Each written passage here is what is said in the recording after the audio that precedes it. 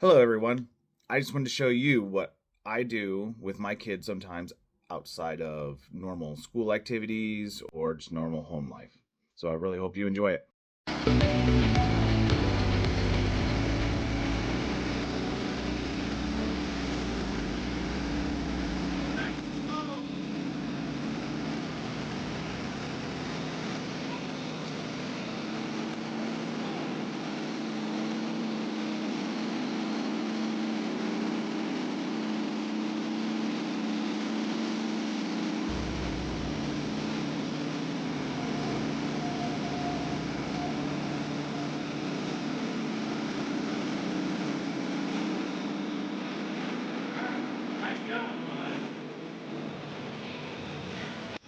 And yes, that was my son running a sawmill that I own, and he really loved it.